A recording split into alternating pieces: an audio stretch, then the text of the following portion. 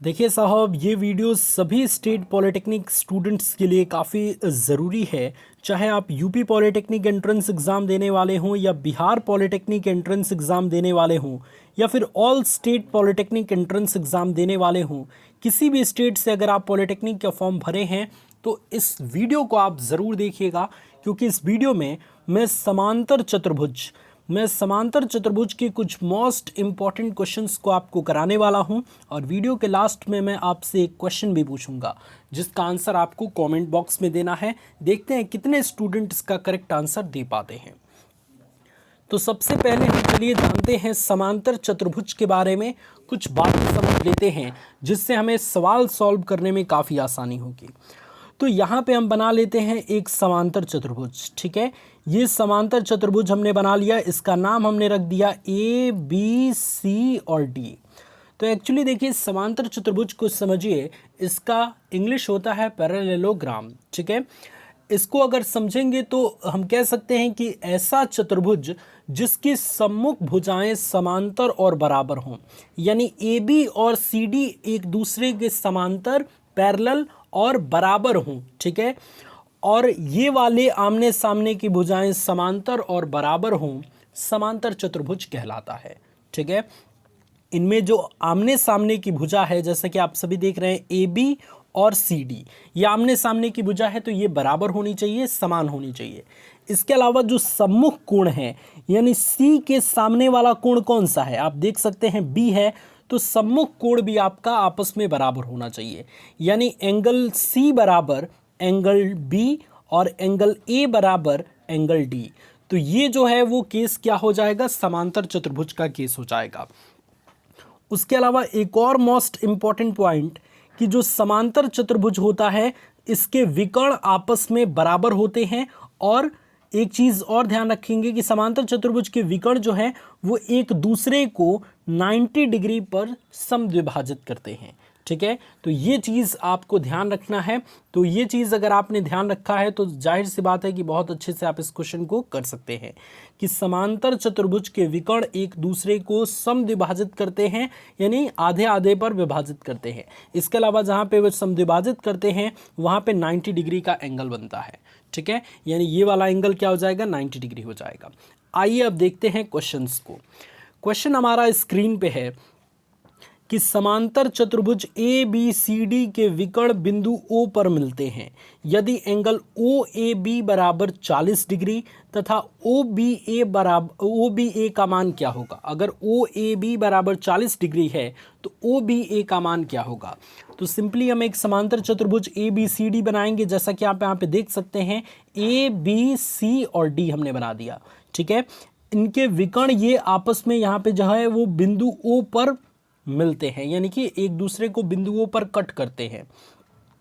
तो इस स्थिति में एंगल ओ ए बी बराबर क्वेश्चन में दे रखा है कि 40 डिग्री है, तो इस स्थिति में एंगल ओ बी ए का मान क्या होगा। मैंने आपको बताया था कि जो समांतर चतुर्भुज के विकर्ण होते हैं वो एक दूसरे को समकोण पर समद्विभाजित करते हैं, यानी कि ये वाला जो एंगल हो जाएगा वो कितना हो जाएगा, 90 डिग्री हो जाएगा। और आप सभी यहाँ पे देख पा रहे होंगे कि ये यहाँ पे एक त्रिभुज की संरचना बन रही है। ये एंगल ए ओ बी एक त्रिभुज बन रहा है। त्रिभुज में दो कोण हमको पता है, तो तीसरा कोण ये वाला कोण नहीं निकालेंगे, बिल्कुल निकालेंगे। किस वाले फॉर्मूला से, आप जानते हैं कि एंगल ओ बी ए आपको निकालना है, प्लस 90 डिग्री दूसरा कोण है और तीसरा कोण 40 डिग्री है, बराबर त्रिभुज के तीनों कोणों का योग 180 डिग्री होता है, तो 180 लिख देंगे। तो एंगल ओ बी ए बराबर क्या हो जाएगा, 180 में से अगर इन दोनों को जोड़ के घटा देंगे, यानी कि 90 में 40 को जोड़ेंगे तो 130 हो जाएगा। तो 180 में से 130 घटा देंगे तो आपका 50 आंसर निकल के आ जाएगा। यानी इस क्वेश्चन का आंसर जो है वो एंगल ओ ए बी का आंसर कितना निकल के आ गया, जैसा कि आप यहाँ पे देख सकते हैं कि त्रिभुज के मेथड से सॉल्व किया गया है, तो 50 आंसर निकल के आ गया। ठीक है, तो सिंपल वे में आपका आंसर निकल के आ जाएगा इस क्वेश्चन का बी आंसर। ठीक है, आपको एक सिंपल सा क्या बना लेना है, समांतर चतुर्भुज बना लेना है। उसमें ये दोनों विकर्ण को दर्शा देना है कि ये बिंदुओं पर कट करती हैं, तो बिंदुओं पर कट करेंगी तो यहाँ पे जो है वो ये वाला एंगल 90 डिग्री हो जाएगा। क्वेश्चन में ये वाला एंगल 40 डिग्री दे रखा है। त्रिभुज के तीनों कोणों का योग 180 डिग्री होता है। इस फॉर्मूले की मदद से अगर हम ये वाला कोण निकालेंगे तो 50 डिग्री आ जाएगा। तो इस क्वेश्चन का बी आंसर करेक्ट हो जाएगा। आगे बढ़ते हैं और नेक्स्ट क्वेश्चन के बारे में बात करते हैं। इस टाइप का समांतर चतुर्भुज का प्रश्न काफ़ी पूछा जाता है। क्या है क्वेश्चन, आप यहाँ पे देख सकते हैं कि यदि ए बी सी डी एक समांतर चतुर्भुज है, ठीक है, तब angle A minus angle C का मान क्या होगा। शुरू में मैंने जब आपको कुछ प्रमेय बताए थे, कुछ इंपॉर्टेंट बातें बताई थी समांतर चतुर्भुज से रिलेटेड, अगर वो याद होगा तो ये क्वेश्चन कर लेंगे आप। यहाँ पे हम एक छोटा सा आपको समांतर चतुर्भुज बना देते हैं और यहाँ पे लिख देते हैं ए बी सी और डी, ठीक है। अब कह रहा है कि अगर ये समांतर चतुर्भुज है तो angle A minus angle C का मान क्या होगा, यानी ये वाला एंगल माइनस ये वाला एंगल का मान क्या होगा। मैंने आपको क्या कहा था कि समांतर चतुर्भुज के आमने सामने के कोण क्या होते हैं, बराबर होते हैं। तो अगर angle A minus angle C कह रहा है तो दोनों अगर बराबर होंगे, मान लेते हैं दोनों एक्स है, तो एक्स में से एक्स जाएगा, क्या हो जाएगा, 0 डिग्री। तो इस क्वेश्चन का सी आंसर हो जाएगा। वेरी वेरी इंपॉर्टेंट क्वेश्चन है। आई थिंक अब आप इस चीज़ को समझ गए होंगे। मैंने कुछ बातें आपको बताई हैं कि समांतर चतुर्भुज से रिलेटेड आपको याद करना है। एक तो ये कि आमने सामने की भुजाएं जो है वो एक दूसरे के समांतर और बराबर होती हैं। आमने सामने के कोण आपस में बराबर होते हैं। इसके अलावा जो विकर्ण होता है उसका, वो जहाँ पे एक दूसरे को समद्विभाजित करता है वहाँ समकोण बनता है। तो ये बात आप हमेशा ध्यान रखेंगे, ठीक है। तो ये क्वेश्चन आई थिंक आप समझ पाए होंगे कैसे मैंने सॉल्व किया। आगे बढ़ते हैं। यहाँ पे देख सकते हैं आप इसका सॉल्यूशन, हमने एक समांतर चतुर्भुज बनाया है और यहाँ पे कुछ स्टेटमेंट लिखा है कि समांतर चतुर्भुज के सम्मुख कोण बराबर होते हैं, तो एंगल ए बराबर एंगल सी, तो इसलिए घटा देंगे तो 0 आंसर निकल के आ जाएगा। तो इस तरीके से इस क्वेश्चन को सॉल्व करेंगे। नेक्स्ट क्वेश्चन के बारे में बात करते हैं और इसके बाद से मैं एक क्वेश्चन भी आपसे पूछूंगा।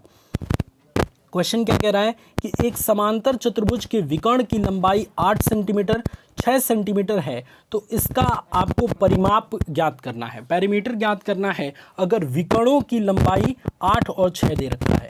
तो इसके लिए एक सिंपल सा फॉर्मूला होता है कि समांतर चतुर्भुज का अगर विकर्ण दिया गया है, D1 दिया गया है और D2 दिया गया है, दो विकर्ण की लंबाइयाँ दे रखा है, तो समांतर चतुर्भुज की भुजा बराबर होता है अंडर रूट में D1 का स्क्वायर प्लस D2 का स्क्वायर बटे में 4।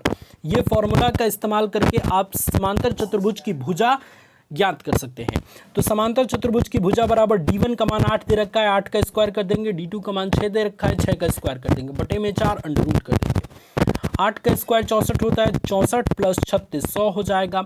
100 का अंडर रूट करेंगे तो 10 हो जाएगा और 4 का अंडर रूट करेंगे तो 2 हो जाएगा, तो 2 बचे 10, 5 आपका सेंटीमीटर निकल के आ जाएगा, ठीक है। तो 5 सेंटीमीटर क्या निकल के आ गया, समांतर चतुर्भुज की भुजा निकल के आ गया। अब परिमाप क्या होता है, पैरामीटर जो होता है वो पैरेललोग्राम का, यानी कि समांतर चतुर्भुज का 4 गुणे भुजा होता है, यानी कि 4 इंटू ए होता है। भुजा का मान 5 है तो 4 गुणे 5, 5 चौक 20 आ गया।